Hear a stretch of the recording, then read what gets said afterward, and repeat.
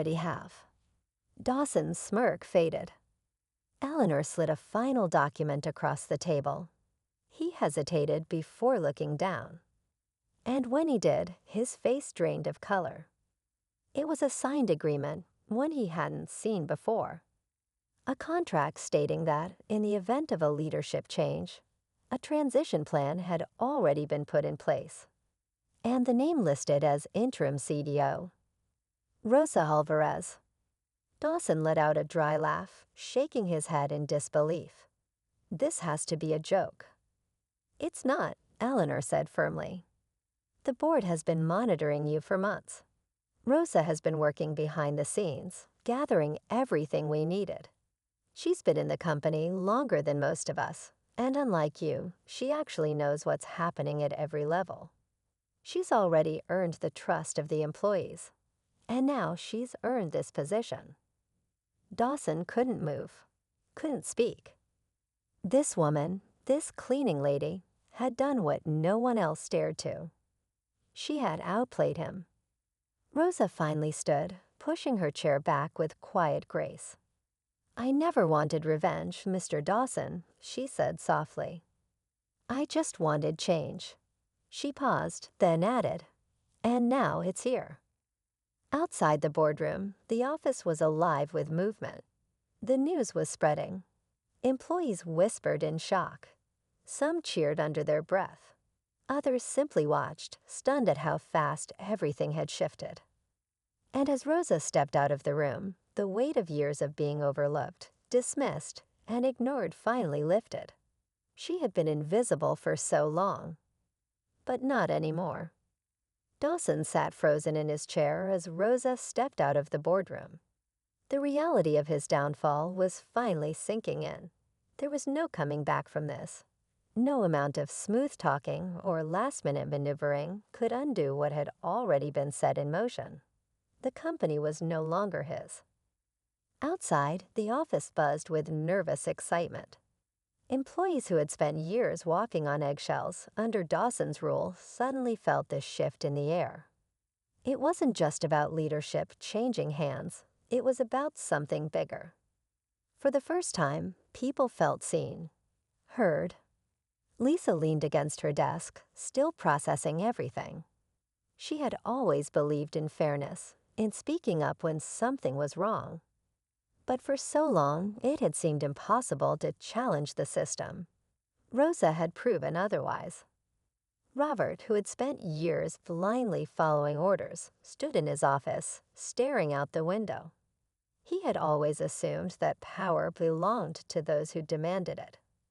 But today, he had seen something different. True power wasn't about intimidation or control. It was about respect. And Dawson had lost that long ago. As Rosa walked through the office, she noticed the way people looked at her now. Not as the cleaning lady. Not as someone who blended into the background. But as a leader. She had never chased titles, never wanted to be the center of attention. All she had ever wanted was fairness, dignity, and a workplace where people mattered. And now she had the chance to make that happen. By the time the official announcement was made, Dawson had already left the building. No farewell speech, no dramatic exit. Just a man who had finally realized that his time was up. Days passed, then weeks. Changes began, small at first, then bigger. Employees were actually listened to. Policies were adjusted to value people, not just profits. The fear that had once loomed over the office began to fade, replaced with something new. Hope. One afternoon, Rosa stood by the same window where Dawson had once looked down at the company, believing he was untouchable. She didn't see numbers or assets. She saw people. People who had worked hard, who had given their best, who had deserved better long before today. A soft smile crossed her lips. She had never needed power to make a difference. But now that she had it, she was going to use it the right way. And in that moment, Dawson knew he wasn't running the show anymore. The real reckoning was about to begin. The room fell into silence as the figure stepped forward.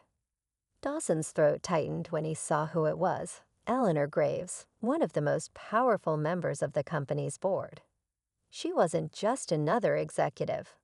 She was the kind of person who could make or break a CEO with a single decision. And the look in her eyes told Dawson everything he needed to know. She already suspected something. Rosa didn't turn to acknowledge her arrival. She didn't have to. She had expected this moment. Instead, she calmly slid another folder across the table.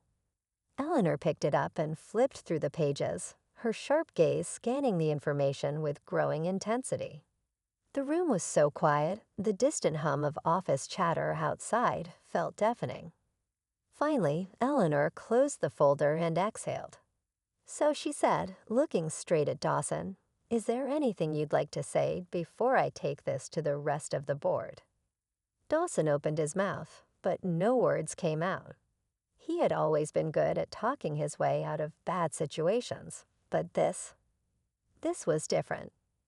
This wasn't just an internal complaint or a minor financial discrepancy.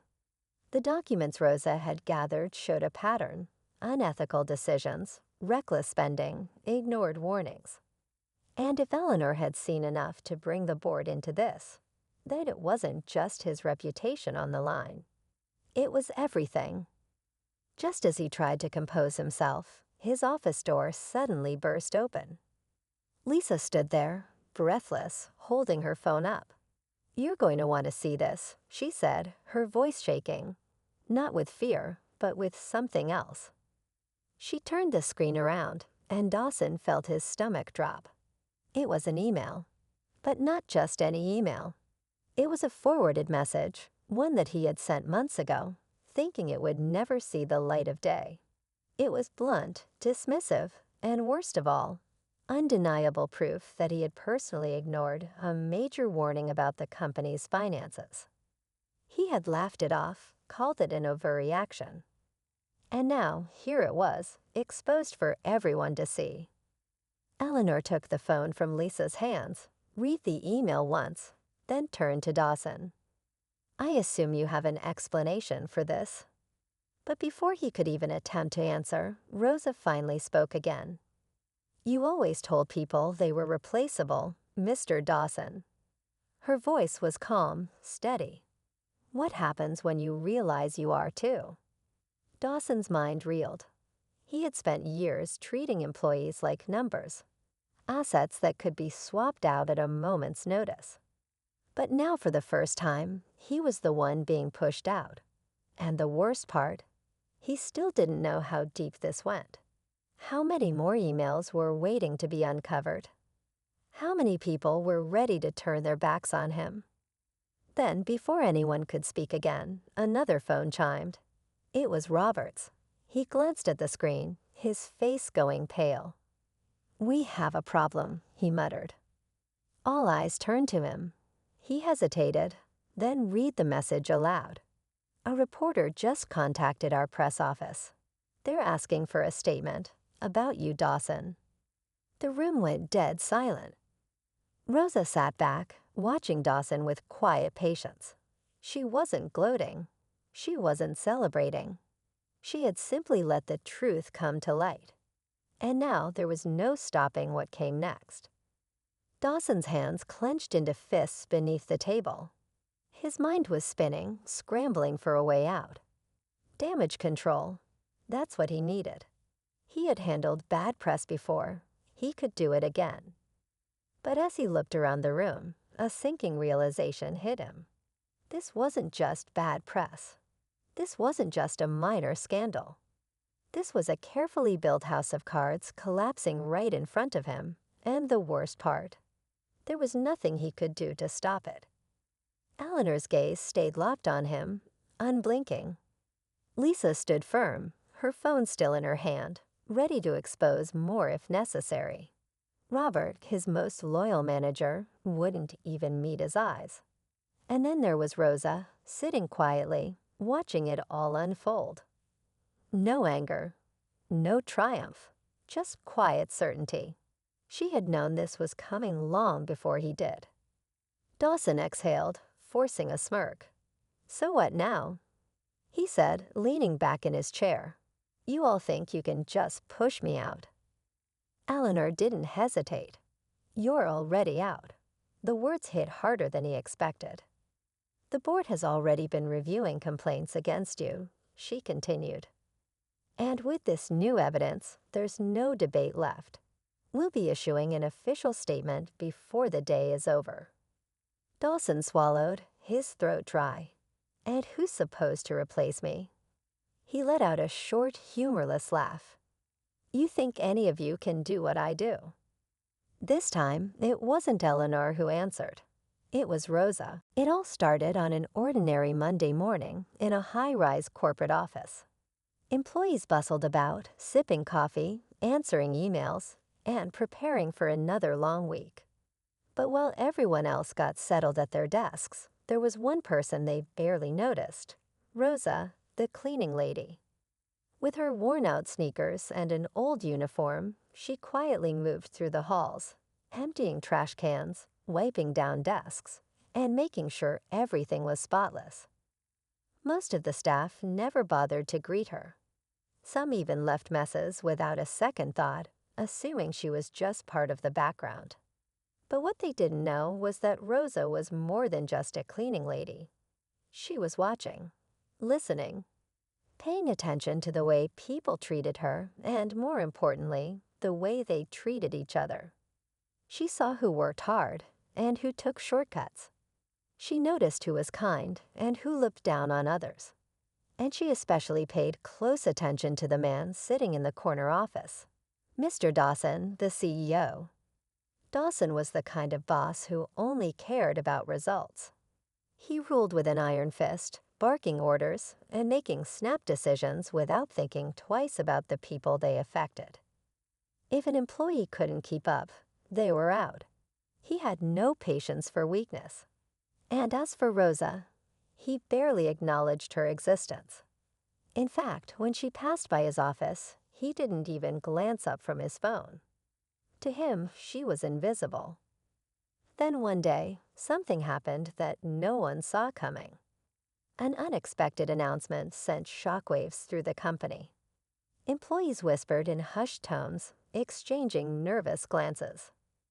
And suddenly, the same people who had ignored Rosa were looking at her differently, with confusion, shock, and even a little fear. Because the cleaning lady they had dismissed for years was about to do something no one thought possible. She was about to fire the boss. But how and why? What secret had she been keeping all this time? Stay with us, because what happens next will leave you speechless. For years, Rosa had moved through the office like a shadow. She knew every corner of the building, every name on every desk, and every conversation people thought no one else was hearing. She watched employees break their backs to impress Mr. Dawson, only to be tossed aside when they were no longer useful. She had seen good, hard-working people let go with nothing but a cold handshake and a security escort to the door. She had seen interns humiliated, assistants reduced to tears, and managers too afraid to speak up. But no one ever questioned it. No one dared to challenge the man at the top. So when the news broke that Rosa had the power to fire Mr. Dawson, the entire office was left in disbelief. How could a cleaning lady, a woman they had ignored for years, suddenly hold the fate of the company in her hands? Some thought it was a mistake, some thought it was a joke, and some simply refused to believe it at all. But Rosa wasn't laughing, and she wasn't making mistakes. The whispers spread like wildfire. Employees scrambled for answers. Some dug through company emails, others tried to overhear meetings, but no one could figure out how Rosa, of all people, had this authority. Even Dawson himself was caught off guard. He had spent years running this company, making all the big decisions, believing he was untouchable. Now for the first time, he was being called into a meeting, one where he wasn't the one in charge. As he marched toward the boardroom, his usual confidence wavered. His assistant, who had been loyally following his every command for years, could barely meet his eye. Employees watched from their desks, pretending to work, but hanging on to every second. Rosa was already inside, waiting. No one knew exactly what was going to happen behind those closed doors. No one knew what secrets Rosa had been keeping. But one thing was clear: this was no accident. This was no misunderstanding. This was a reckoning. And for the first time in his career, Mr. Dawson wasn't the one making the rules. Rosa was. What did she know? How had she gotten this power? And most importantly, what was she about to do with it? Stay with us, because this story is only getting started. The air inside the boardroom was thick with tension. Mr. Dawson, for the first time in years, felt something unfamiliar creeping up his spine: uncertainty. He sat down at the long glass table, his usual air of control slightly cracked. Across from him sat Rosa, her hands calmly folded, her expression unreadable. She wasn't nervous. She wasn't angry. She was simply waiting, like someone who already knew how this was going to play out. Outside the room, employees had gathered in small clusters, whispering furiously. Some were shocked, others were amused, but everyone wanted to know: how did a cleaning lady end up in a position of power? Meanwhile, in another corner of the office, Lisa, an overworked and underappreciated junior executive, clicked through old company emails, looking for clues. She had always suspected there were secrets hidden behind the corporate walls, but this was something no one had predicted. On the other side of the office, Robert, one of Dawson's most loyal senior managers, paced in his office. He had built his entire career on following orders, never questioning authority. But now he wasn't sure who the real authority was anymore. Was Dawson still in charge? Or was Rosa about to change everything? Inside the boardroom, Dawson finally spoke. "All right, let's cut to the chase. What's going on here?"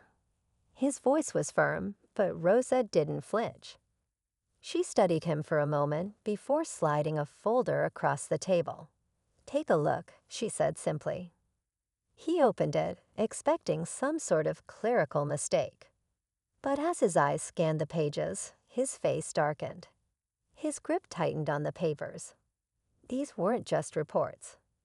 These were records, documents that had somehow slipped past him. Financial reports, employee complaints, confidential memos. And all of them pointed to one thing: mismanagement. Dawson looked up, a sharp edge in his voice. "Where did you get this?" Rosa didn't blink. "I've been here for a long time.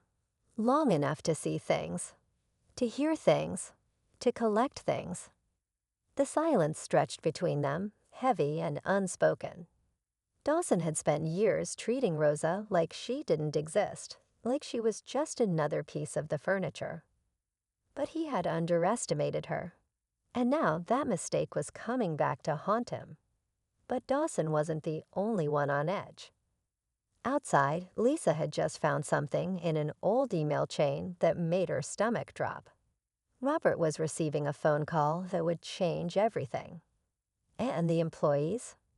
They were about to witness a power shift that no one had ever seen before. And the craziest part, this was just the beginning. Dawson's fingers tightened around the documents, but his mind was racing even faster. He had always believed himself untouchable, too powerful, too high up the chain for anything to threaten him. And yet, here he was, staring at undeniable proof that someone had been watching. Someone who had gathered everything he thought was buried. And the worst part, that someone was Rosa, a woman he had overlooked for years. He forced a smirk, leaning back in his chair. "You think this is enough to bring me down?" His voice was controlled, but Rosa caught the slight tremor in it. "I think it's enough to make people start asking questions," she said evenly. "Enough to make the board take a closer look. enough to make the shareholders wonder if they've been backing the wrong man. Outside the boardroom, the office was buzzing like never before. Lisa had just forwarded the old email she found to a few trusted coworkers. It detailed an internal warning about the company's declining ethical practices, one that had been ignored. Meanwhile, Robert's phone call had left him pale and silent. The legal department was involved now. And if there was one thing that could shake the foundation of a corporation, it was legal trouble. Employees exchanged glances, some nervous, some excited. For years, they had suffered under Dawson's leadership. Long hours, impossible demands, zero appreciation. And now, for the first time, the power dynamic was shifting. Inside the boardroom, Dawson was still trying to regain control. He let out a cold laugh. "You're just a cleaning lady. No one will take you seriously." Rosa tilted her head, a small smile playing at her lips. "Funny," she said. "You're only realizing now that I'm not just a cleaning lady." Dawson's confidence wavered. He knew Rosa was right.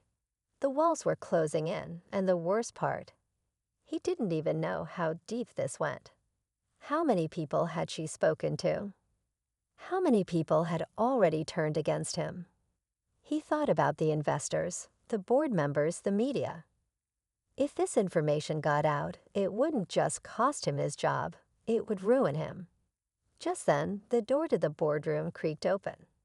A figure stepped inside, eyes scanning the room with quiet authority. Rosa didn't flinch. Dawson's pulse spiked. Because whoever had just walked in wasn't just another employee. They were someone with real power. Someone who had the final say in what happened next.